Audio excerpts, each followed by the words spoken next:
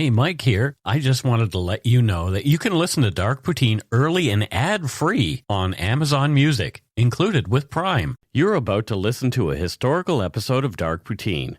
After episode 149, you will find Scott is no longer with the show. In an effort to maintain continuity and offer listeners as many episodes as possible, we are leaving the episodes in which he co-hosted intact. Thank you.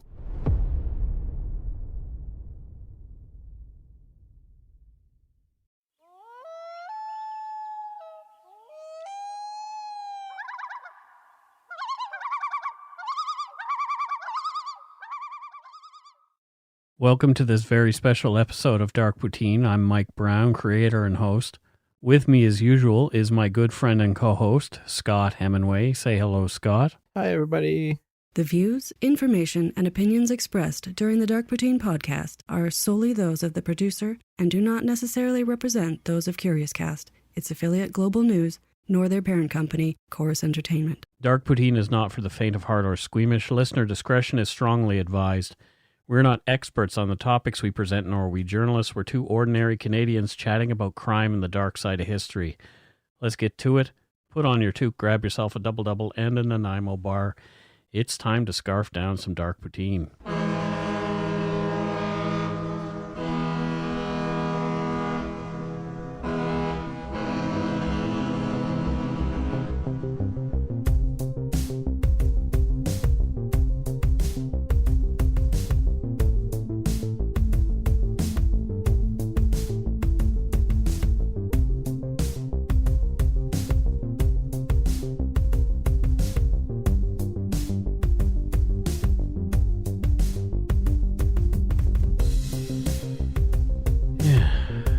And even more people are feeling anxious and depressed. And it's not only with the COVID-19 stuff, but the news in my home province has a lot of people shaken.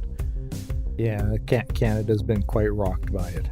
And I'm aware some have used this service over the past week, so those who don't know about it will know about it now. Listeners who feel they are in crisis can contact the crisis text line in Canada by texting HOME to 686868. In the US or UK, text HOME to 741-741, and you'll be matched with a volunteer counselor who is supervised by a licensed trained mental health professional. Crisis text line is free 24/7 support for those in crisis.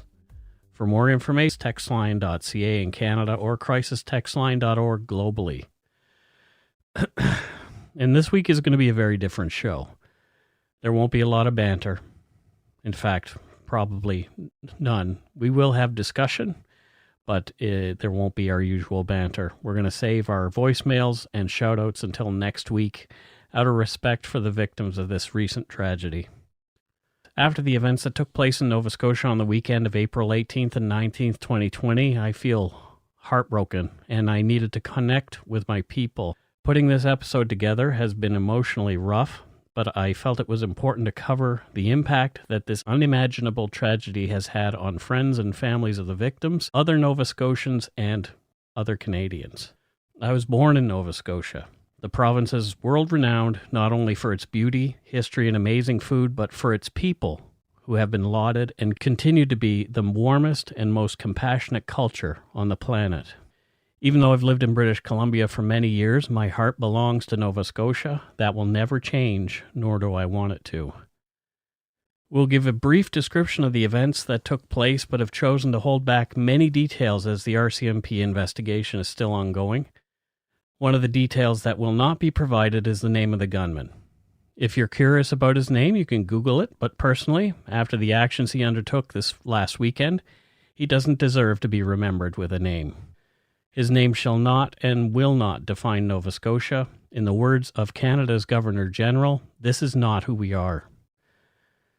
This episode is dedicated to the victims, their families, their friends, and for the many Bluenosers far and wide who are in pain due to this tragedy. It's my wish to help folks grieve and learn at least a little bit about a few of the friends and neighbors who were taken away so senselessly. The scope of the rampage was massive, leaving RCMP investigators with 16 crime scenes spread over more than 100 kilometers of the tiny province. As of this recording, one RCMP constable was murdered along with 20 other adults. a 17-year-old girl, and an unborn child. As well, in this episode, you'll hear audio taken from various sources with intermittent commentary from Scott and I, but less than usual. We will also provide audio interviews that I had with people who were friends with at least one of the victims, and one in particular who lives right across the street from the Portapique Beach Road where the rampage began.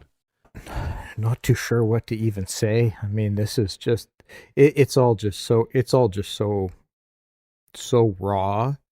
And the more I hear, the more it tears my heart apart.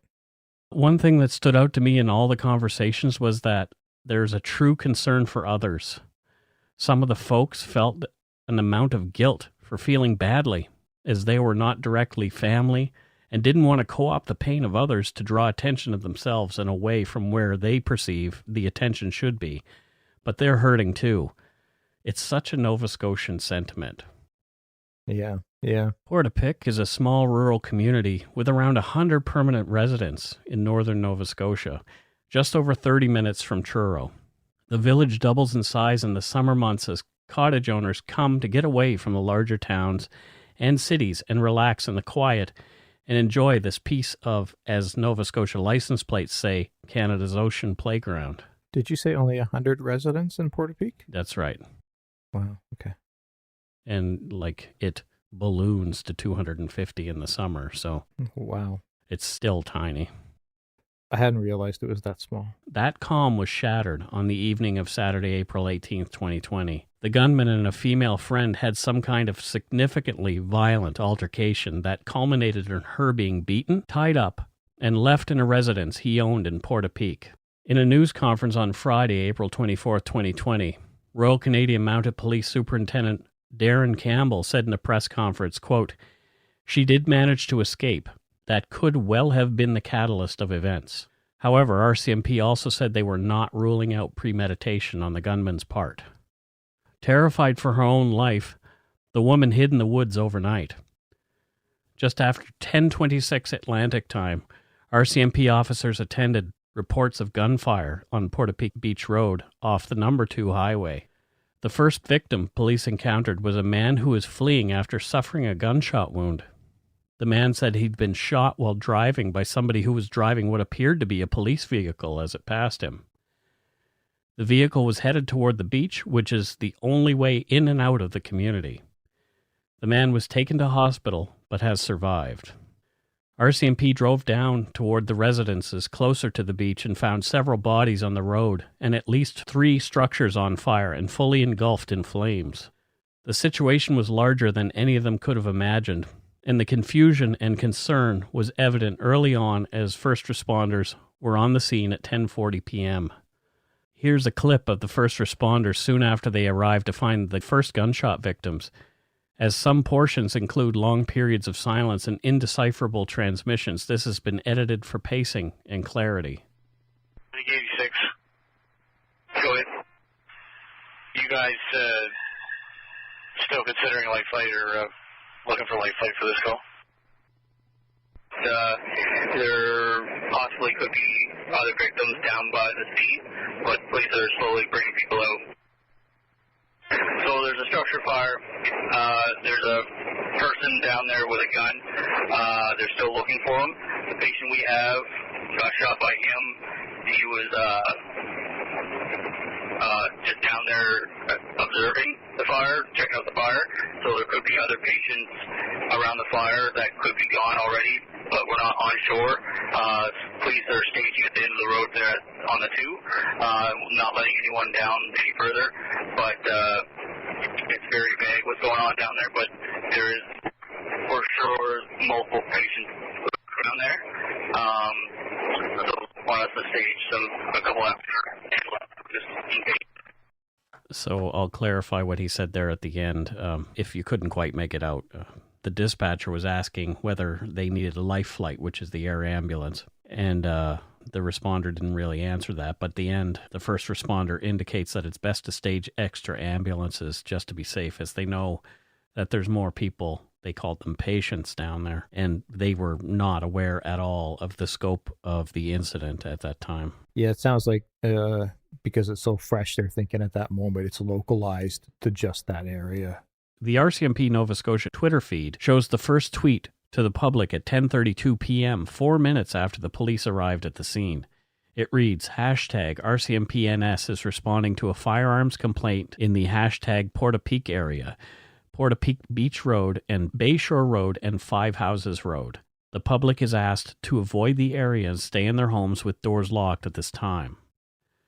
Not everybody uses Twitter or monitors it closely, so many people were unaware of the events taking place in Portapeak. Yeah, if that were to happen in our neighborhood, I would have no idea, because Twitter isn't something I use for updates. Yeah, and some people there don't even have internet. So one of the members of our Facebook group, the Umberyard, who we'll refer to as Megan, lives in Portapeak, right across the street from where the RCMP are currently staged at the end of the street. Wow.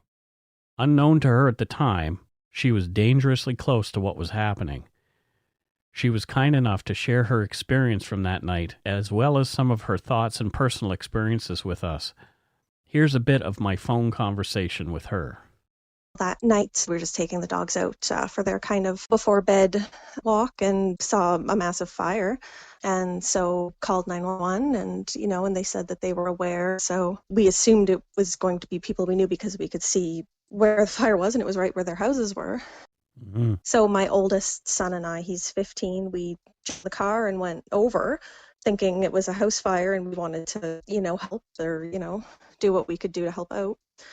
And we were just met with a bunch of cops yelling at us to get out of there. And I'm stubborn. I didn't realize what was going on. So I kind of hop out and I'm like, no, it's okay. We're friends with them. We're just going down to see if they can help, trying to explain. And now I know that they were yelling because they were incredibly panicked. But, so we just kind of turned around and left. And I remember leaving thinking like, okay, like, I don't know why they wouldn't let us down. And, we got to the end of our driveway and heard a bunch of shots and things. And my brother called me almost immediately after that saying, like, get in your house, because he heard from a friend who had a police scanner what was going on. So my son and I just ran into our house. And that was how we found out. So it was scary. Where do you go? Do you go to your basement or? Well, actually, what we did was we went down, we came in. I took my youngest out of bed because, well, our back door doesn't even fully close, let alone have a lock on it. I mean, it just never seemed like a big deal, and the kids run in and out all the time. So, so my youngest's bedroom is kind of past that door. So I woke him up and I put him in my daughter's room with her. They're 9 and 12. And I basically just said, turn out the lights and lock your door. I need you guys to stay in here. There's a bad guy outside. I didn't want to say too much and scare them, but at the same time, I didn't want them to come out. Then my oldest, he's 15, my son and I, we kind of just, we weren't really sure what to do. So we just kind of shut the lights down and we went around kind of locking everything up and then just looking out the windows. It didn't occur to me till a couple hours later. I felt like it's so horrible that my daughter's bedroom window is facing the roses so they could see the fire and the lights and and all that. And it didn't occur to me at the time that they were looking out the window at everything. So it's definitely something I really, really regret doing. If I had been thinking a bit clearer, I would have put them in, a room on the other side of the house or down in our basement or something. But we have 3 large dogs who are very loud. So my son and I we just cracked a few windows because we kind of assumed if they heard anyone in the lawn, they would start barking because that's what they do. So we kind of just did that. We cracked a couple windows on each side. And then we really just the 2 of us were up all night just walking around, kind of just peeking out and, just keeping an eye on everything. Holy shit. So, when you're dealing with a township of 100 people, I can only imagine that she must have known the family, the resident. You know everybody. You know literally everyone there. So she would have known who it was whose home was on fire at that point, at least. Holy shit. Wow. Megan and I talked a bit about how much she knew about what had gone on, but the police had been tight-lipped about the facts up to that point, even with residents in the area. Mm-hmm. As one would expect, there have been lots of rumors by well-meaning folks just trying to fill in the gaps of information. Yeah. Megan did not want to give any bad information. Here's our next clip. It's hard because my kids would like to go down because they were friends with, people down there, and they want to go, see, and they want to know whose houses are gone so they can, do something for people. And it does kind of make it hard that we can't go down. Yeah. I mean, and it's even something as simple as the fact that normally we would walk our dogs down that way to the beach. And so it's like, it's strange just having that police presence kind of blocking off that whole side. It's strange. And we'll talk to Megan a bit more later. You can hear numbness in her. Like, she's still pretty seemingly calm, but you can tell that this is somebody who's still, like, this is all so fresh. Yeah. You haven't had time to fully process it and know, and just let it sink into you and take its toll on you. I mean, my God, I just keep thinking about how small that is. Yes. And her kids knowing residents and who's maybe affected. Was there any talk about how many homes were burnt in that area? At least 3. In that area, in Portapique? Okay. Mm-hmm. Wow. We'll get into more about how she's feeling later on. Yeah, okay. Early on, police learned of a suspect who would later be identified as the gunman. His home and garages were burning there, as well as 2 replica police cars. Police continued to look for the shooter in the 2 square mile area throughout the night. RCMP have not said so, but they may have reasonably assumed that the man set his properties ablaze and then had taken his own life inside. Which I think that's a pretty reasonable assumption. But that's not what happened. At 6:30 in the morning, as the sun came up, the woman who'd been hiding in the woods, the companion of his who he'd beaten up and tied up and she'd somehow escaped, emerged from the woods and contacted police. She told them about the gunman and that he had a number of firearms, pistols, and long-barreled weapons. She told them that he may be wearing an RCMP uniform and driving a car that was an exact replica of an RCMP cruiser. Almost 9 hours had passed with no sign of the gunman. There had been reports, as of this writing, that a police vehicle had been seen driving through a field at some point that night. At 8:55 a.m., police identified the suspected gunman over Twitter, putting out a bolo to all police agencies in the province. As well as victims found inside and outside some of the Portapique homes, police later discovered murdered residents in the rubble of some of the burned-out homes. As of this recording, it has been confirmed that 13 people lost their lives in Portapique in what has been called the first cluster of shootings. Those people are Lisa McCully. She was a 49-year-old school teacher at DeBert Elementary and the mother of 2 children. It was later revealed that she lived on a property previously owned by the gunman. She was well-loved as a fun-loving, creative, energetic, and giving person.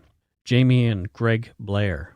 They, quote, ran a firm that provides service and sales and installation of natural gas and propane units. Their 2 young sons, 12 and 10, hid in the house as their parents were being murdered. Later escaping to a neighbor's house, the boys are now in the care of their grandparents. Joanne Thomas and John Zahl.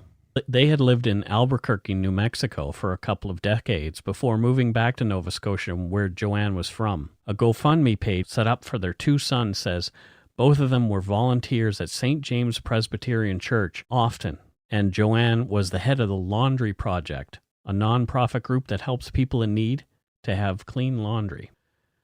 Peter and Joy Bond, a retired couple, are mourned by their extended family, including 2 sons, Harry and Corrie, who live in Lunenburg County, where I'm from. Members of an off-road group called 6 Pounders chapter that Harry is the captain of are heading up the GoFundMe campaign to cover the family's expenses for the next little while. Dawn, Madsen, and Frank Gulenchyn. They'd recently retired to Nova Scotia from Oshawa after Dawn retired from work in a long-term care facility. They dreamt of moving to Nova Scotia, and these were supposed to be their golden years. Jolene Oliver, 39, Aaron Tuck, 45, and 17-year-old Emily Tuck. The gunman murdered the family of 3 in their home. Emily has been described as a spark plug, full of creative energy. She was the youngest of all of the victims. She was learning to fix cars with her dad and even knew how to weld.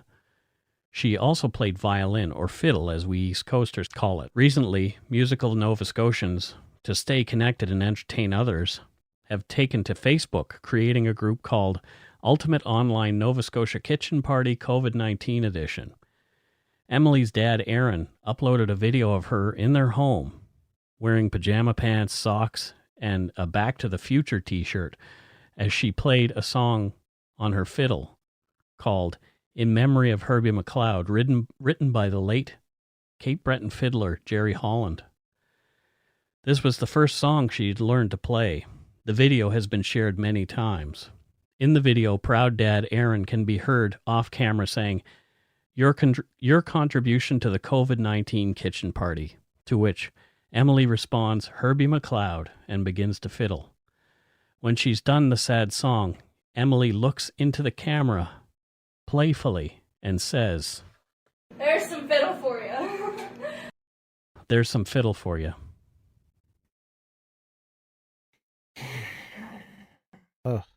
We'll link to the entire video of Emily playing her song on darkpoutine.com. Tonight on the memorial that was on CBC, we watched some other Nova Scotia musicians playing along with her to that video. It was quite stirring.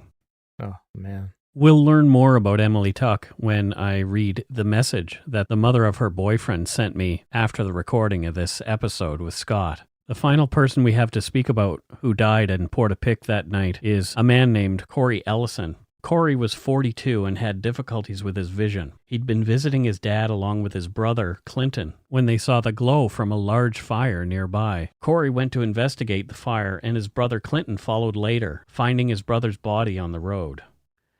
After seeing a flashlight coming toward him, Clinton fled into the woods where he also hid for the entire night, fearing he would be killed. And I've seen some video of him. CBC interviewed him, and he is a very, very traumatized man. Oh, God, I bet.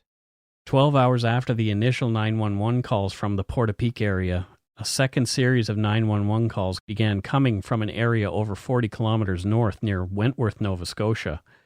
This was on Hunter Road in Glenholm. There, the gunman went to a home of 2 people he knew, Sean McLeod, 44, and Alanna Jenkins, 36. Both were corrections officers. The gunman murdered them in their home and then set fire to the house. Sean and Alanna have been described as simply nice people. From a Global News report, quote, Taylor McLeod, Sean's daughter, told the Canadian press the couple deeply loved and cared for her little sister, and Taylor's daughter. They would have done anything for anybody, and they always made sure people were welcome in their home, she said. A neighbor, retired fireman Tom Bagley, saw the fire and rushed over to see if he could help. This is when the gunman shot him.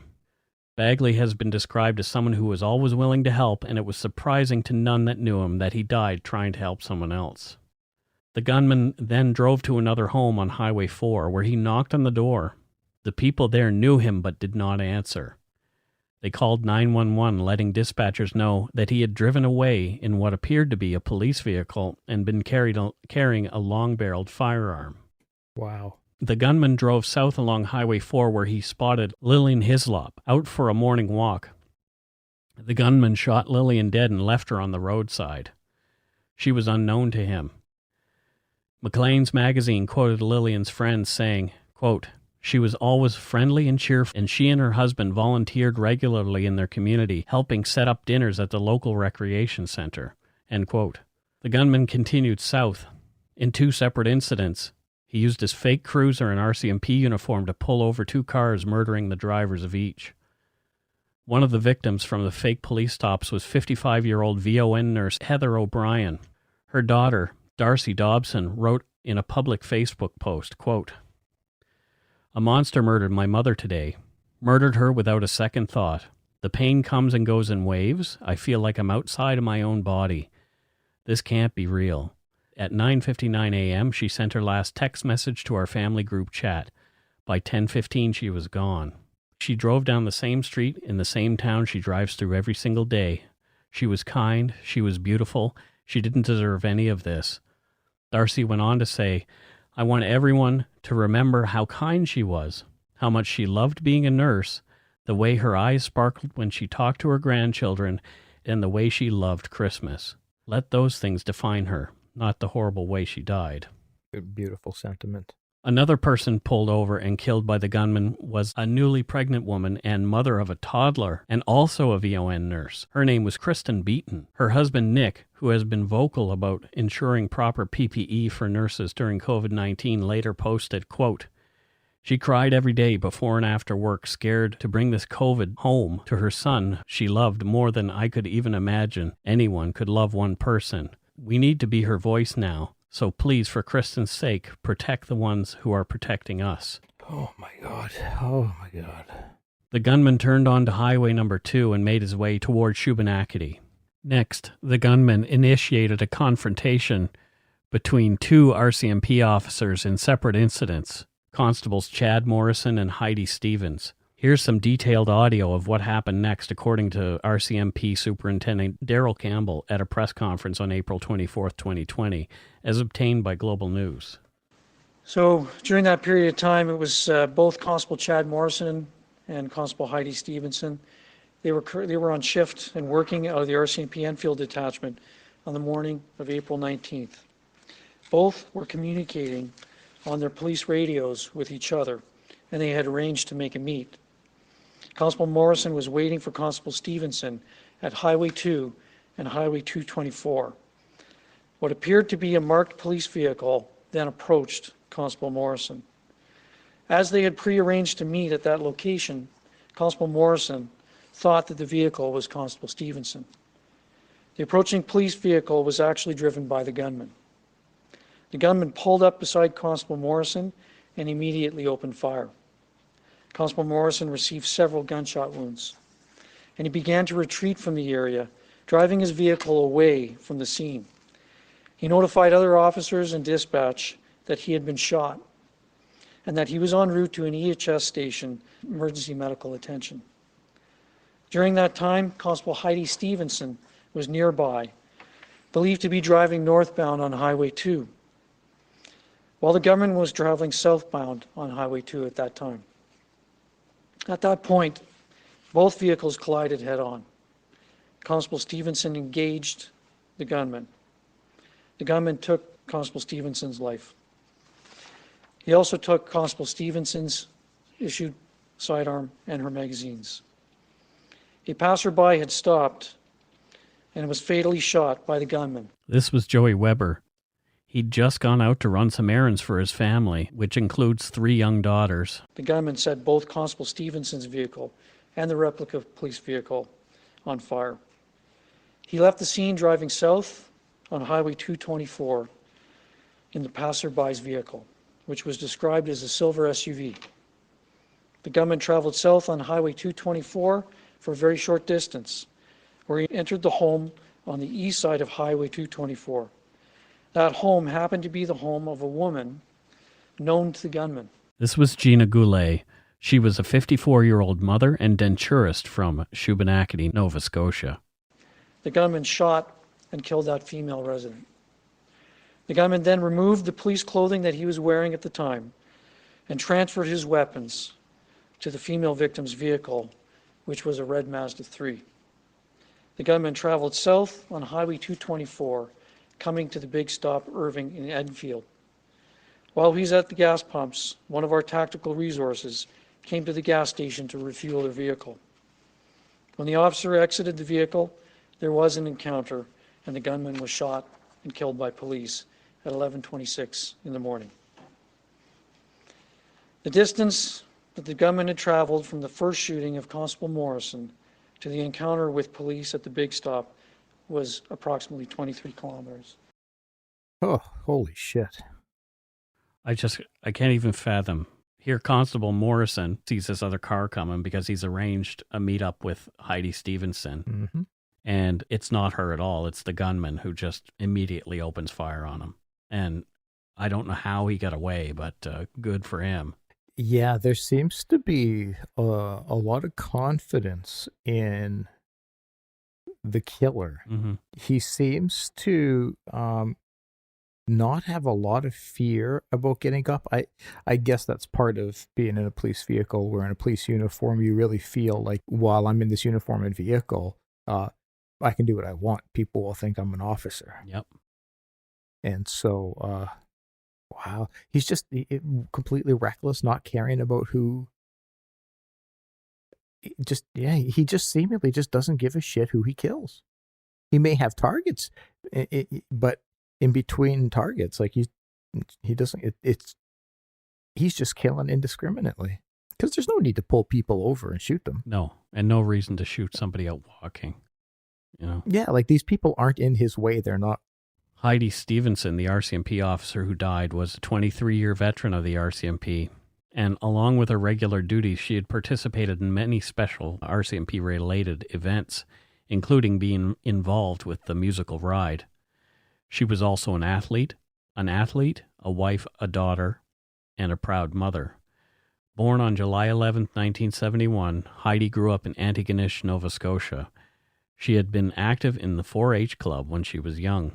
Her obituary reads, Heidi loved her chosen career. There was no doubt in her mind when she graduated from Acadia that her next step was going to be the RCMP. Reaching that goal wasn't always easy, but her incredibly strong work ethic, driven personality, and resilient nature got her to exactly where she wanted to be. It continues, Heidi was the neighbor who waved at everyone. She was the busy parent who volunteered at school. She was the friend who delivered cinnamon buns and homemade bread. She was the second mom to many kids who came over to play. She was a gentle smile when you needed it most.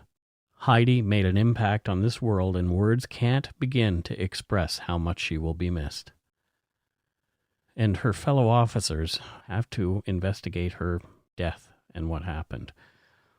I know I have some friends who are in the RCMP back in Nova Scotia, and I was texting with one of them the other day and just asking him how he was doing.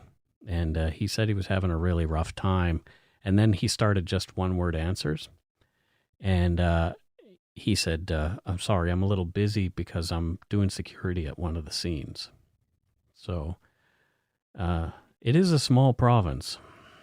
Yeah, and then even smaller townships.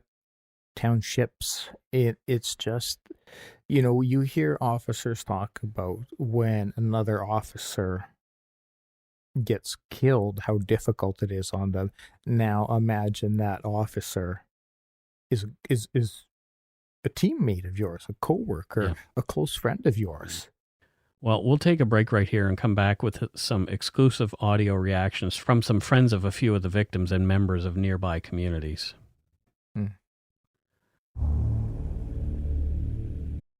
If you're looking for a smoking gun, I can absolutely guarantee you will not find it. In October 2001, a series of letters filled with a deadly powder called anthrax were dropped into the U.S. mail system.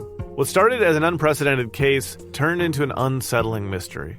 Who sent these deadly letters, and why? From Campside Media and Sony Music Entertainment, I'm Josh Dean, and this is Cover Up Season 4, The Anthrax Threat, available now.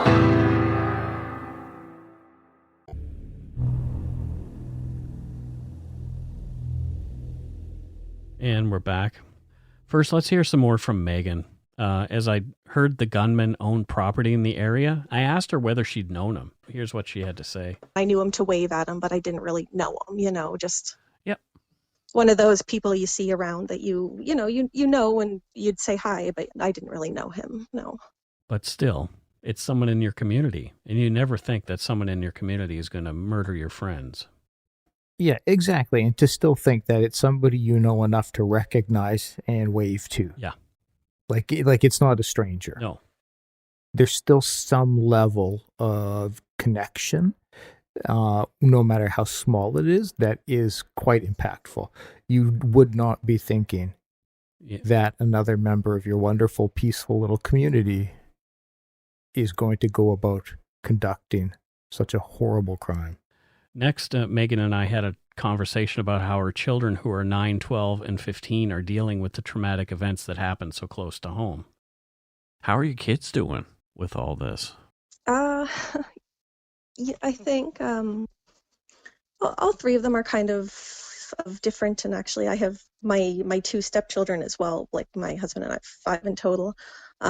They live in DeBert, about 20 minutes away, and we're also quite close and pretty badly affected as well. So it kind of got everybody. My guy's here. My oldest son lost his friend Emily. Here, Megan's referring to Emily Tuck, the 17-year-old girl who lost her life with her parents. They were close. Like she, it's always kind of like a fixture around.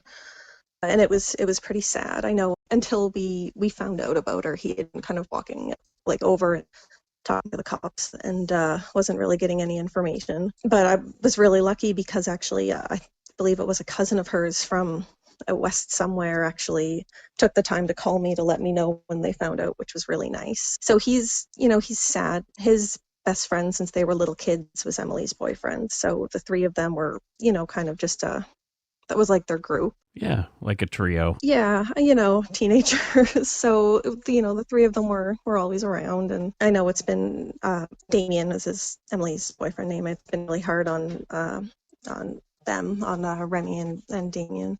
So I think with them, he was really angry at first, and now it's just sad. They're a bit older, so it's different. My daughter was really good friends with Lisa's daughter, Alex. Here, Megan is referring to Lisa McCully, who was the teacher who taught elementary school in nearby DeBert.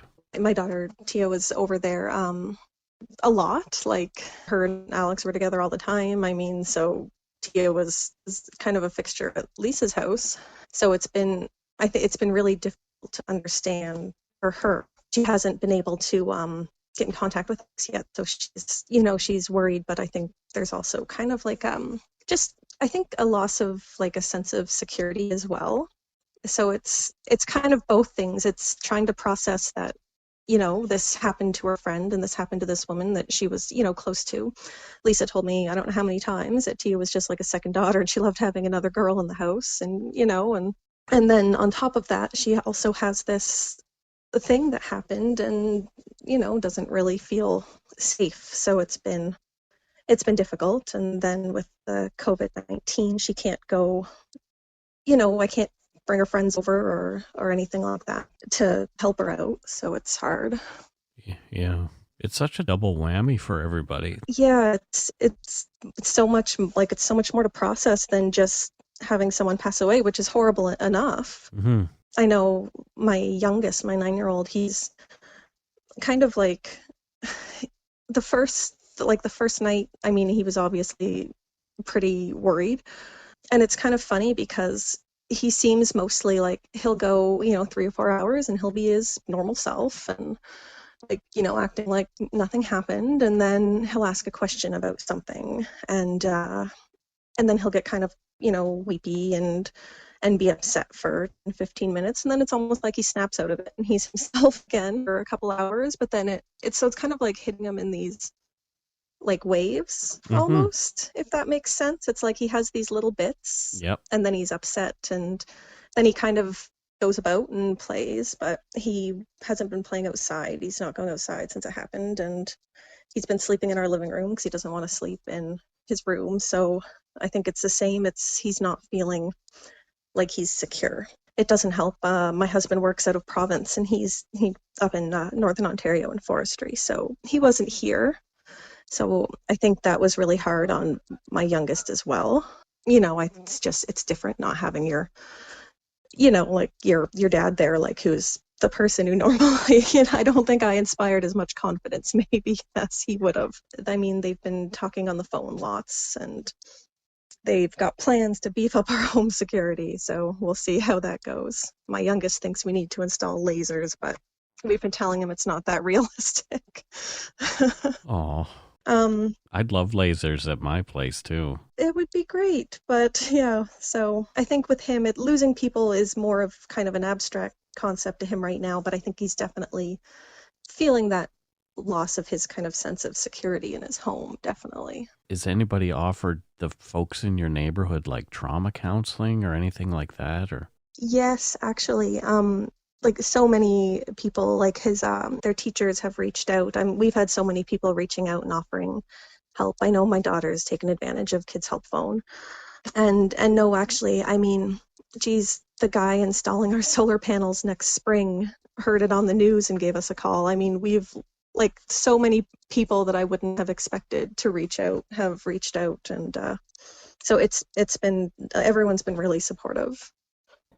Yeah, you mentioned there being a double whammy in there, and it hasn't even really crossed my mind how that impacts this tragedy, because these are the times when you really need to go be with people, be with friends, and commiserate together and share and cry together, and you can't. Megan and I talk about that a bit in the next clip. But great. The one thing that stood out to me is I know what Nova Scotians are like. There would be somebody in your kitchen with a bottle of rum or something like that, and you know, everybody would have a good cry together and a few drinks or whatever. There would be a lot of togetherness at a time like this, especially in a place like Nova Scotia where everybody is so close and so kind and so caring. People would be in your house all the time. You know, it would. Yeah, I always hear about how Canadians are so nice and kind, but I hear like Nova Scotia is like next level kindness. Yeah, but we'll hear a little more here about how COVID-19 has affected her in her grief and affecting the community. Mm-hmm. The isolation thing is strange. I mean, like I said, my husband works in Northern Ontario, so he only left a little while ago, so we're actually still we are supposed to be completely isolated because, I mean, we live with him, obviously, so even my sister came and dropped us off a cooler full of cooked meals, which was amazing, but it's hard because she has to kind of leave it in our driveway, and you know, and like I said, everyone has been very supportive, and it's been great in that sense, but the whole isolation thing is still, it feels like we should be gathering with lots of people, and it's just not happening, so it feels a bit strange to not. And that's, I guess, like the natural reaction is that's normally what we would do, and it's weird because we can't. So in one sense, I guess I was kind of okay with it because I'm kind of glad that my kids aren't hearing stuff, because I've been trying to keep them away from the news, and I feel like if we were around they'd have heard more about it. But in the other sense, I mean, you know, they can't have their family over to be with them, so it's tough. I would guess her husband can't even just say, "Oh shit, I got to fly back," because if his job has him around other people, he'd have to be quarantined before coming back. That's right. He'd have to quarantine at home, probably in another room, and a whole other layer of challenge where, because your want is to just rush and support your family members. Yep. And not even being able to do that. Holy shit. I asked Megan what she thinks life looks like after this. Honestly, I have no idea. Like I said, people like my family has been great in dropping us off meals, and I think short term, we're just gonna have, you know, take our time at home.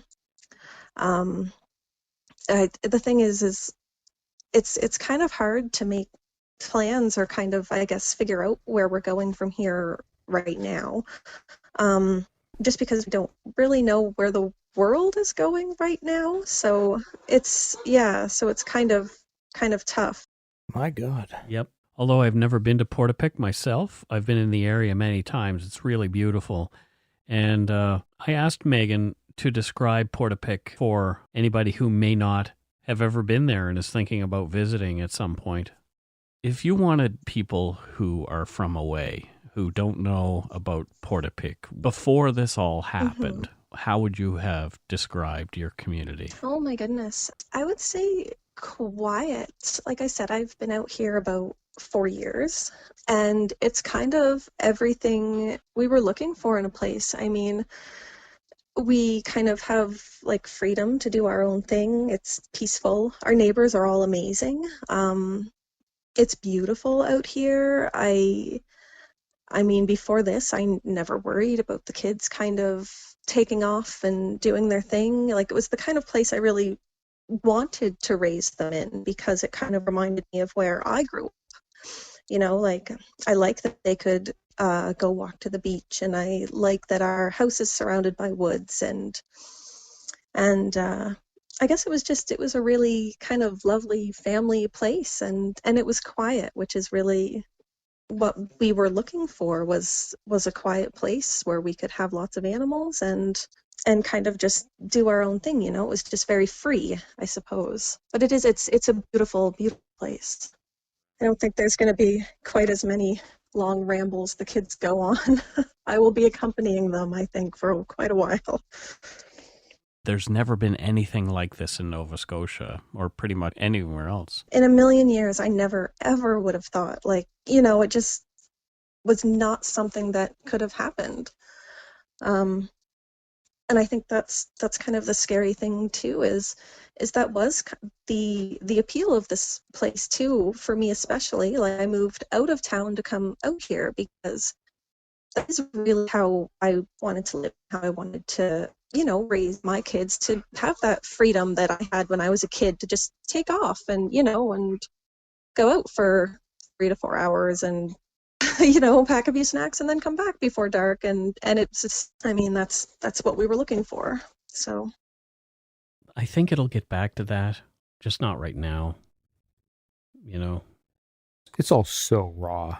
So raw. This isn't a time when it's really possible to predict the next day, let alone 6 months from now.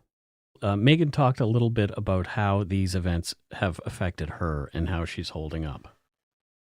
I see people's pictures on the news and it feels like it's not really real. Like, it almost feels like we're not in real life right now. So yeah. It was this awful thing, and I don't think it's really sunk in. And I don't think that's just us. I think for a lot of people around here, it kind of still doesn't feel like it's real what's going on. So there's a lot of processing left to do, I think. Yeah, I think that's what it is it's gonna take a lot of time. I know my little brother passed away a few years ago, and it's funny kind of because I remember thinking, like, the first even 2 or 3 weeks, I felt like I was okay with it.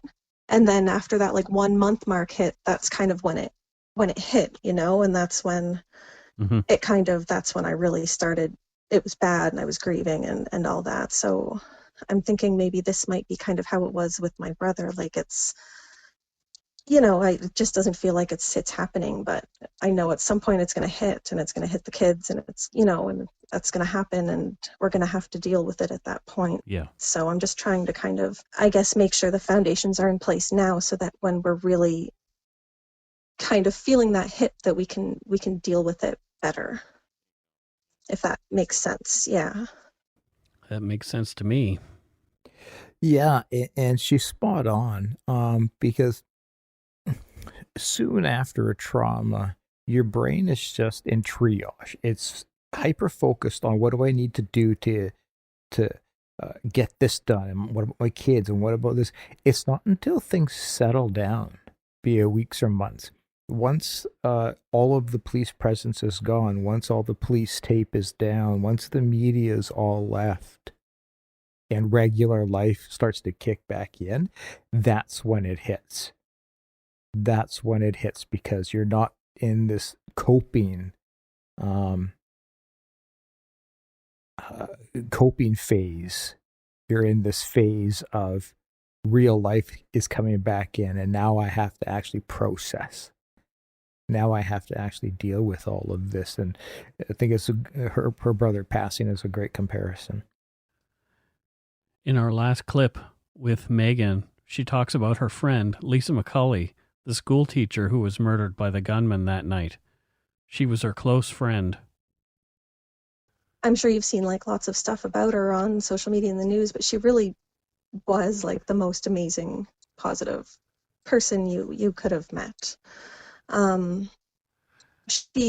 I'm realizing more and more like that I feel like the way I feel like she somehow, and I don't know how she ever found the time, but I feel like she somehow gave like 100% of herself all the time to every person.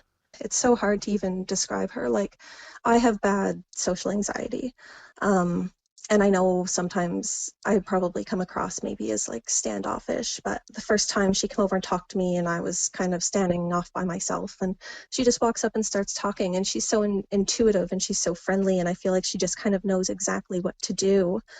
Our kids, my son and her son, played sports together, and our daughters actually both played sports together as well, hockey and volleyball. And she was so great because she knew being at the rink was hard for me sometimes because the noise and stuff, it wasn't always a comfortable place for me to be. And she would just walk up and she'd look at me and she'd be like, this is a space day, and she'd know like I kind of needed to sit by myself. And then she'd walk up and she'd look at me and she's like, oh, okay. And then she'd know I was fine, and she'd sit and talk to me, and it was great. She was so like, she was just so understanding and intuitive of everything. And I'm realizing, kind of seeing all these posts, that she never wasn't fully giving what she had. Halloween's my favorite holiday, and the last 3 Halloweens she spent with my family. Like, her and her kids would come to my father-in-law's house, and we'd all go trick-or-treating together, and it was always like kind of our tradition. It was a lot of fun, and it was nice having that person that you knew was so supportive and so wonderful, and that I could call up at any time, and she'd always be like right there and enthusiastic about talking about whatever or doing whatever. And it didn't matter what idea you threw at her, or it was always the best, let's do it. You know what I mean? Like, so yeah, she was really, really wonderful. She sounds like a great friend. She was, and like I said, she was such a great friend to everybody. I don't know how honestly she had the time in a day to do this. And I know sometimes, especially sometimes after someone passes and everybody kind of lauds them and stuff, but she really was just such a strong force everywhere she went. I know, even if she was upset about something or wanted to vent about something, and she'd text and say, want to have coffee? I mean, I can't count the amount of times I'd go over thinking we were going to have coffee, and she'd be waiting with like travel mugs because we were going to power walk and have our coffee because she, was frustrated about something, or like she didn't stop, like it was just, I honestly don't know how she could have like done all the things she did and been so much to so many people, but she really was like, yeah, she was absolutely lovely, and she just gave so much to so many people. She made my daughter feel so special. Like, every time Tia was over there, I'd always get a text saying, Tia did this and it was wonderful. And, and just, she was so positive and reaffirming, and just, yeah, she's just a really, really good friend, and she was a really good mom. That's the kind of person I always aspire to be. Exactly, yes. I mean, I feel like I would be exhausted living her life for 2 days, but she seemed to just thrive off it, like. And I've enjoyed kind of reading everything, because now kind of reading everything that everybody's posted, I mean, it wasn't just me. It was, I think, her whole life, just everybody was just so much to her, and she was so much to them, like she's just the most understanding, like, friendly person. I wanted to really thank Megan for sharing her story with us, and we appreciate that you took the time to do it during such a terrible time in your life. Yeah, absolutely. Thank you so much. Hearing her describe her friend, you both were talking about how it's like It's always the good ones, you know. It's always the ones that everybody wants to be. I remember when my aunt passed away from breast cancer many years ago, and I remember my mom describing her, and it was like, oh, she was the white sheep of the family, because it was a family of black sheeps, and the white one stood out. But it's like, you know, it's always the one. It's like, God, it's always the good ones. It seems like. Gina Goulet was the final victim of the gunman. She was a 2-time cancer survivor and was full of life and known for her broad smile. My lifelong friend from Bridgewater, Dennis Woodworth, posted on Facebook that he'd known Gina and was devastated. I reached out to him by phone and spoke with him in Cuba. This is where he's currently living and locked down in his home due to COVID-19. I asked him to share a bit about his feelings on learning about Gina's murder and tell me a little bit about Gina. And here's what Dennis had to say. Yeah, I mean, I don't even know. I was more numb than I was anything. Tanya was very upset. She's a very good friend of mine. They were very close. And they were traveling buddies to the Caribbean. That's where we met Gina and Tanya and Brian and Kim. And, I told her, I said, I just won't give this guy 30 seconds of my life to mourn. I'll just celebrate her life and remember her for all the great times we had and all the fun that we had with each other as a group. And she was the life of the party. She had a huge smile all the time. She was a single mom, raised her daughter and did a great job. And Amelia's fantastic. And, you see something like this and the question why isn't enough. It's how can we try to prevent things like this in the future? Yeah, and she loved horses. Her life was very therapeutic around horses. And her daughter and her friends. And the thing is, she was adventurist as well as him. So it's evident that at some point there must have been some kind of conflict or that caused him to put her on that list, So have you heard about a list or something like that? Because I haven't heard any of that. Yeah, no, I've been told that. Now it's hard to verify, but I was told by pretty reliable sources. I mean, this guy was mentally very much and planned. I mean, it's planned. So anyway, to see someone like Gina and many others get in the way of that idiocy. I use a phrase, Mike, all the time, and Glenda doesn't understand it sometimes, that I'd rather live for 50 years than exist for 100. Life's about living. Life's about experience. Life's about creating something with the energy that you have in the world and doing something as hopefully as positive as you can out of what you do. And you learn those lessons very quickly when you see something like this happen.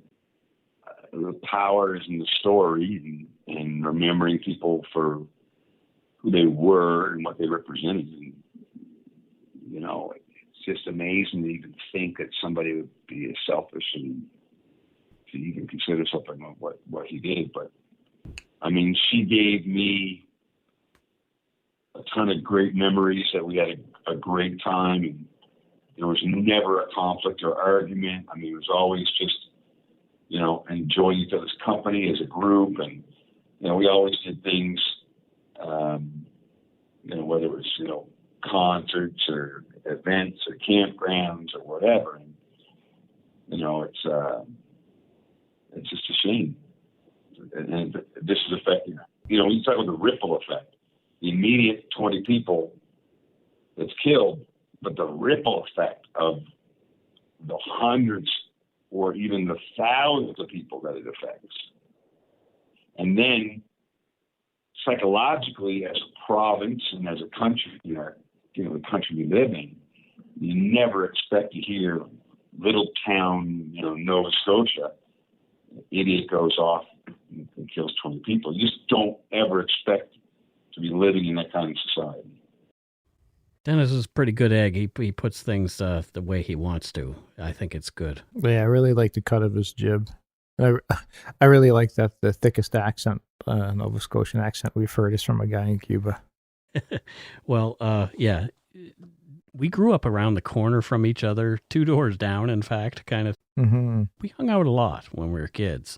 He's in Cuba as his work has taken them there. His site, Caribbean Baseball Goodwilltours.com, talks more about what he does, and it says, we take players, coaches, and families to experience what most would only dream about.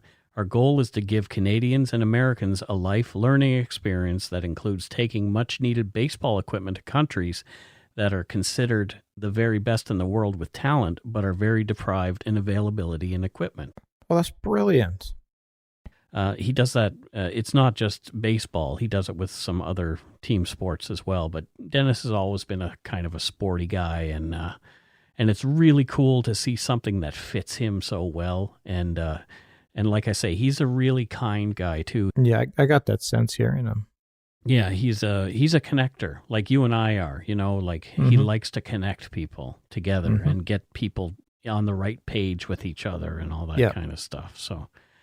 Again, to learn more about what Dennis does, Caribbean Baseball Goodwilltours.com. I spoke with another lumberyarder, Cheryl Higgins, who has connections to a couple of the victims, and we talked about her experiences. She and I are also connected through another of my oldest friends, Cyril Vino, who she met teaching high school in the first years that she was doing that. Here's what Cheryl had to say. Where were you when you first heard about all this stuff going on?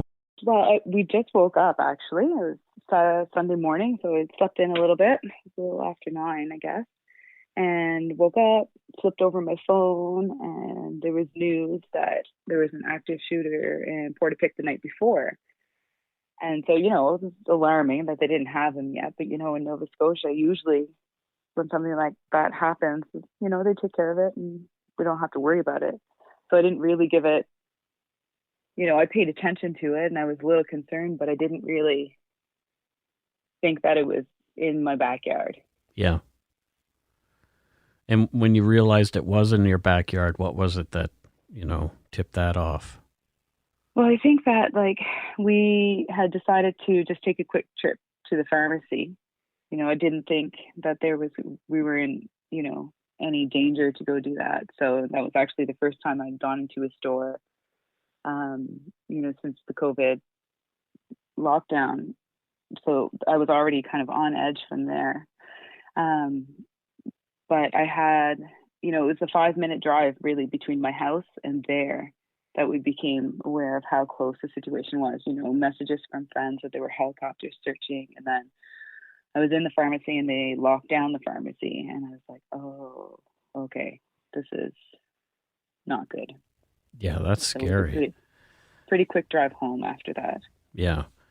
And then when you started to hear, did you start to hear on the news about things first, or was it other people messaging you to tell you that things were going on? Social media mostly. Things were popping up there. And, the RCMP Twitter was updating, and we could hear sirens from our living room. So we live, pretty close to the highway. So you could hear the sirens. Whew, indeed. Cheryl, too, talked to me about how COVID-19 has added an extra layer to making things harder to deal with. Nova Scotians just want to love each other at times like this and be closer to families and grieve together. Here's what she had to say. My mom said to me last night, my dad passed away 2 years ago, so she's living alone in Cape Breton. And it's, especially right now, we just want to be together, and we can't do that. Yeah. Cheryl is also close with Tom Bagley's daughter, and Tom Bagley was the fireman who ran toward Sean McLeod and Alanna Jenkins' home as it was on fire and was shot dead by the gunman. Cheryl contacted Charlene to let her know that we were going to chat, and Charlene wrote a message for us, and here's Cheryl reading it to us. I asked her what she wanted people to know, and her response was he was the type of person who would give their shirt off their back, as they say. He loved to make people laugh. He always wanted to help someone. He loved us all so much. His grandkids were his life. He was so proud of them. He made any guy I dated have huge shoes to fill. He made me see what a real husband and father should be. He did everything to make my mother's life easier. He loved her so much. He was always my hero. It makes me so proud to see that everyone else sees it too. Holy shit. That's about as direct as it can get. Yeah. Wow. Cheryl also taught math to Emily Tuck, the 17-year-old victim of the shooting. So she knew her as well. Oh my God. Reasonably citing privacy concerns as Emily was a minor, and the way that Cheryl knew her, she shared a post that the school had put out about Emily, the gunman's teenage victim. Our school put out a post about her, and I thought that they kind of captured it nicely, that she was an intelligent, energetic, talented, and beautifully unique student. Spunky, I think, is a good word for her. You know, and she kind of defied the stereotypes by pursuing her dream of working in the construction industry, and still going to school. So that's something that I've just learned about her. I didn't actually know that she was doing that, which is so awesome. Cheryl and I talked about connections and how Nova Scotians are typically only 1 or 2 degrees of separation from each other. Yeah. Now, during these latest events, it's become more evident.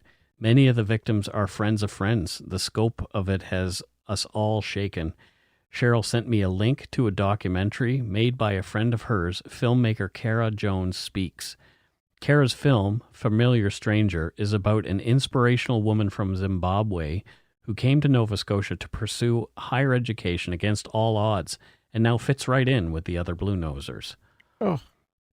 I want to thank Cheryl, too, for sharing with us a little bit. Yeah, Cheryl, thank you. Holy cow, thank you. And I'm so sorry for what you're having to go through. A call went out to Nova Scotians near and far to light a candle for the victims of this awful thing the evening after. And interestingly, after the candles were lit, the sky responded with one of the most beautiful sunsets that many can recall, lighting itself afire with beautiful scarlet and purple hues. It's amazing. There were pictures all over Facebook of it. Oh, wow. Interestingly, tonight after the memorial that was on CBC, the sky did that again. Really? Yeah. So, I don't know. I would like to think there's something to that. I don't know. I don't know if there is, but I would like to think that. Yeah, that's my sentiment as well. I'm not a believer in many things, but for whatever reason that happened, it's very serendipitous and needed. Yeah. I had a conversation with another Yumber Yarder who also lives in the area, and her name is Deb Barnhill, and she's actually quite a good friend of Carol's. They've created quite a friendship over Facebook, and she knows a number of people I went to high school with. And Deb talked about her feelings on the whole situations and has connections herself to a few of the victims. She talked to me about her daughter's experience during the rampage. We have teenage daughters, and one of our older one, when this whole COVID shut down school, she's having a hard time with not doing her regular, like she's a swim coach and a swim competitor and all that. So she wanted to do something that got her out of the house. So she went and got herself a job at Superstore, which is a great idea, right?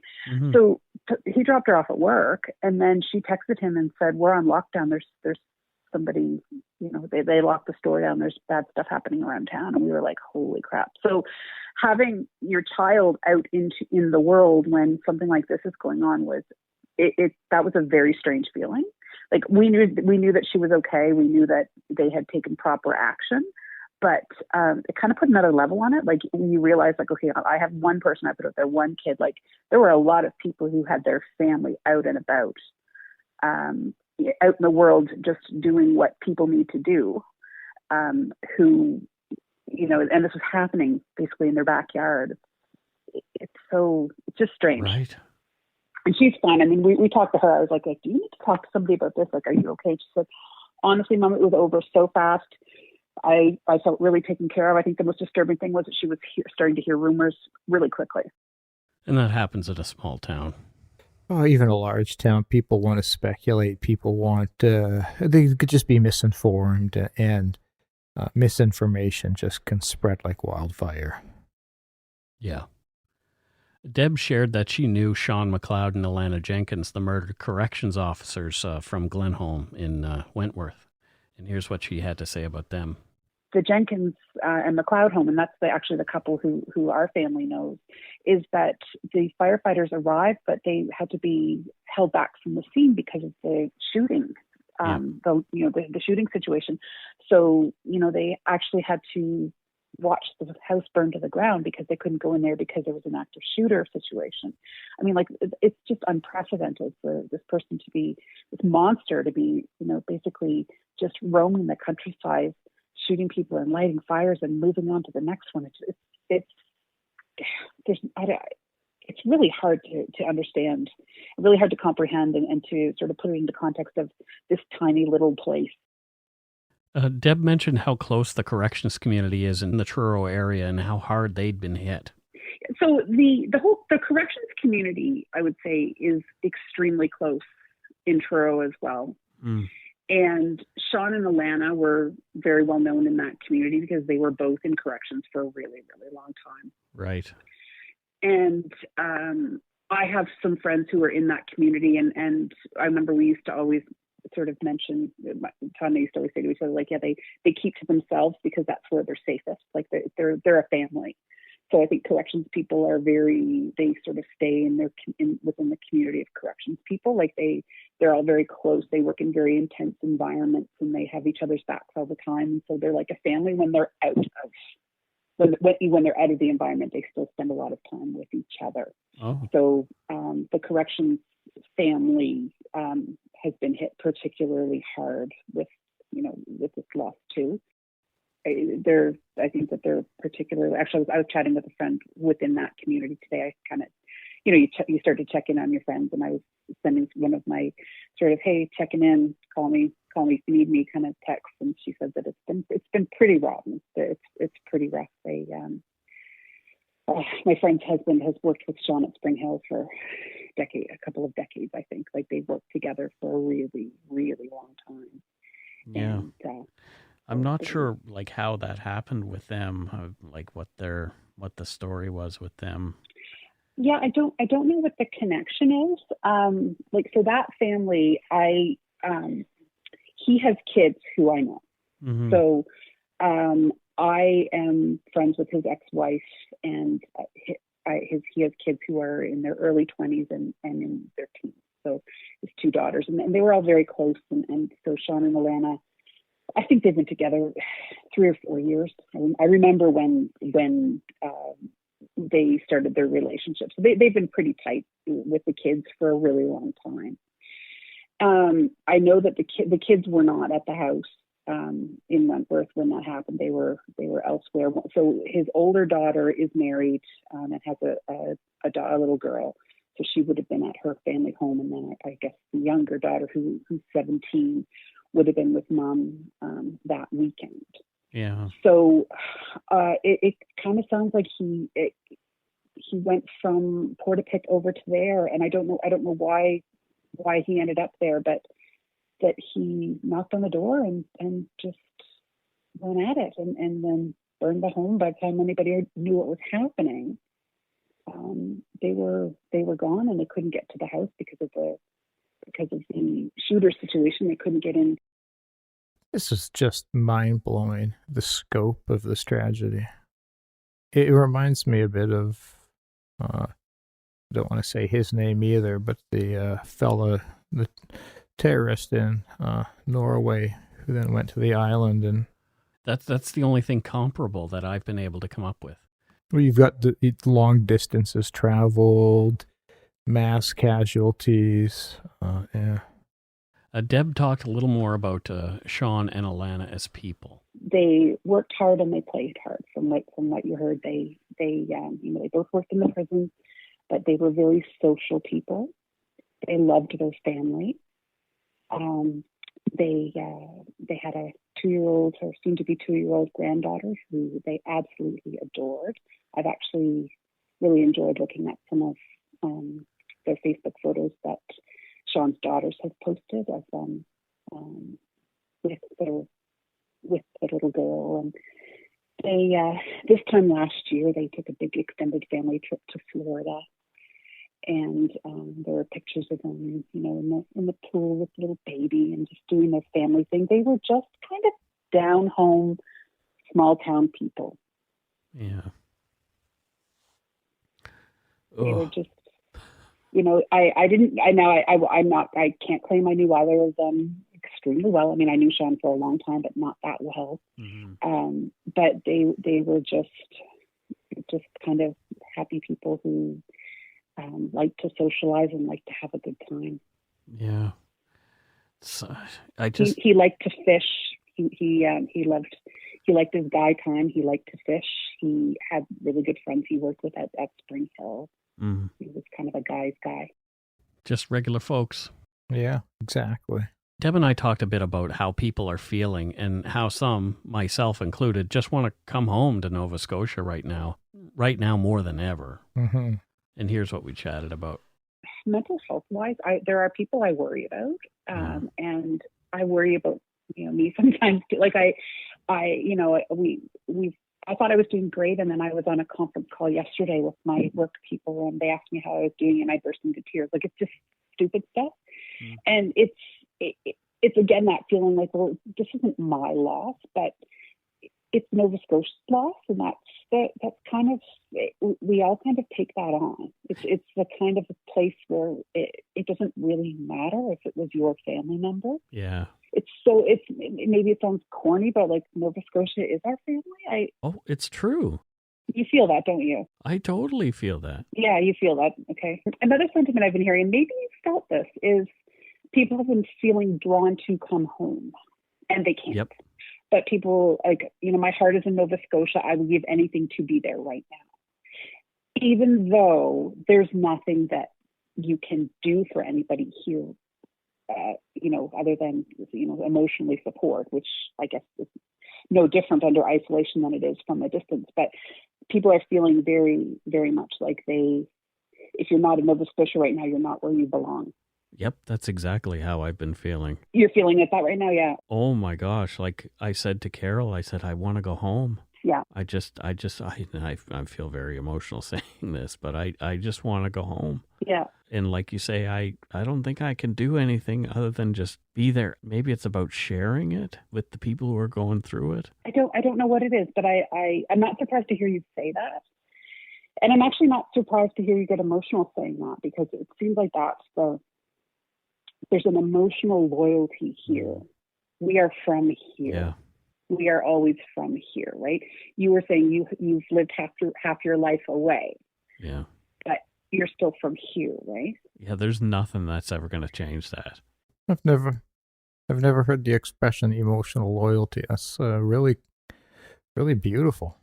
Yeah. Well, that is what we call ourselves Bluenosers, but I think, that loyalty, that tried and true and blue loyalty.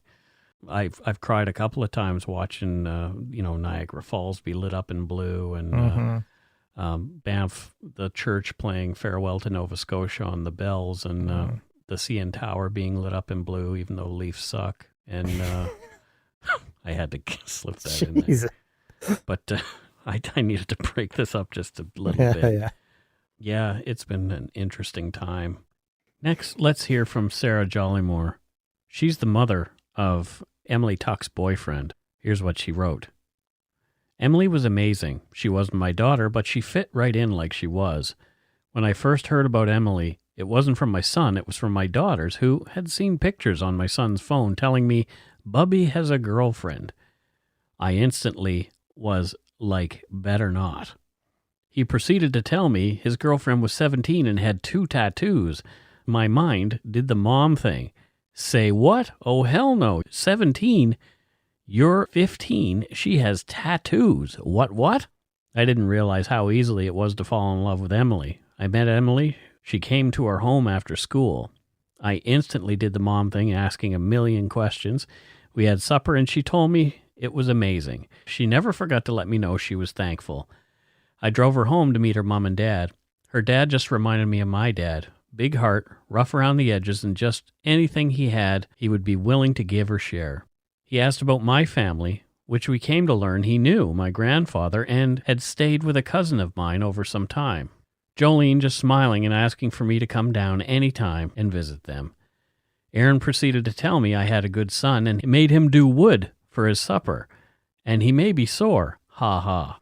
Emily found a spot in my heart she loved with everything she had. She knew to make do with what you had. We don't have much either, and I think that's why Emily felt at home in my home. We have love, each other, and a door open for anyone to join. I hate that we will have the hardest time getting back to that. She was a pure delight to have in my home. If my son wasn't listening to me or giving me a hard time, she always would quickly make my son mind. She was always ready to help me in the kitchen. My 3 younger kids loved when she came over because she would play Minecraft with them, talk to them, just treated them like siblings she never had, no matter how annoying their brother taught them to be. I will never forget coming home and her in my kitchen making cupcakes for us all as I had an appointment in town. She was a girl that was a jack of all trades. She could cook, clean, play fiddle, work on dirt bikes, and carpentry. For Valentine's Day, she made my son a wooden card and a leather binding around the outside of the card. Tell me how many people have ever received a gift like that in their life. It was the most beautiful thing I have ever seen and so heartfelt. I could feel the love she had for my son. I'm glad he got to know that, and I am glad I got to see that. I am glad I got to know her and love her like my own. I was 17 when I had my son, so for me to see that much potential be just disregarded by a terrorist, it hurts so bad. I'm not quite sure if this is what you were looking for, but Emily was amazing. She was a lover and a fighter. She stuck up for everything and anyone who needed a voice who couldn't be heard. She was smart and sassy, which I loved. I try and find comfort knowing that they all went together, and that is how they all would have wanted it. They would have never wanted to leave this earth without the other. My heart broke and I threw up when my son said he was supposed to go down there Saturday. I miss them, and I hope they know how much my boy loved their Emily. My heart is broken. We can't make sense of this. We can't understand. I know we will come out of this stronger, but right now it feels like the healing will never end. Thank you so much, Sarah, for writing that. Thank you so much, Sarah, for taking the time to write that. It really means a lot that you were able to share something that I'm sure was really painful for you to write. Thank you, thank you, thank you. Also, I want to thank Deb, Cheryl, and Megan for sharing with us so deeply as well. Dennis, it was good to hear your voice. The RCMP have a lot of questions to answer about this incident, and I'm sure there's much more to come. Mm-hmm. A lot of armchair detectives have been taking them to task. Mm-hmm. People are wondering why the emergency alert system wasn't used sooner or at all, and they believe it could have saved lives. RCMP Superintendent Darren Campbell made a good point about the situation when asked if the gunman had been able to escape the area undetected and how that happened. Here's some audio of that.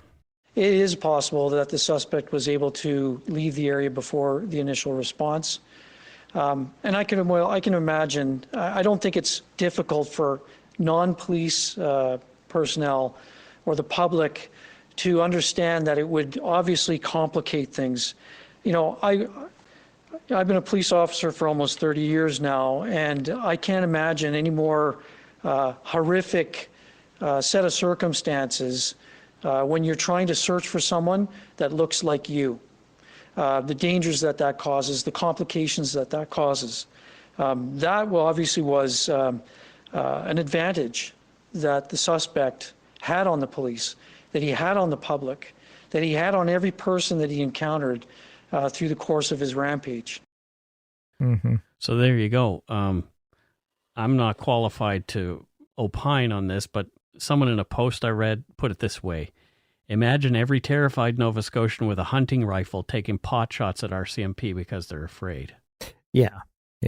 It's a very unique circumstance, as in a lot of situations, I think there were opportunities where the RCMP could have done things differently and improved, but I think that they also were out there risking their life. Yep. In an example, somebody lost their life trying to prevent this individual. So we can't not hold people accountable for missed opportunities, but in the same vein, we have to remember that they were out there risking their life trying to capture this individual. Yeah. And also regarding gun control, there have been illusions made by investigators that the gunman's firearms were unregistered. Mm-hmm. So there will be endless debate about that for a long time to come, I think. Yeah. As there always is on both, there's leverage to be made on both sides of the argument, and there always will be. Yeah. So we'll leave this to the real experts. Yeah. And I don't doubt that there will be a lengthy official inquiry into this as well. Absolutely, there will. Yeah. For now, what's left for all of us to do is to grieve and to love one another. Yeah. We'll post links to the official GoFundMe pages for the families and places where you can leave online condolences. We want to end with Lisa McCully's version of You Belong to Me, as sung by her and her kids on March 23rd, 2020. Here they are. Here's a little goodnight song to all our friends and family. We miss you. From the McCullys.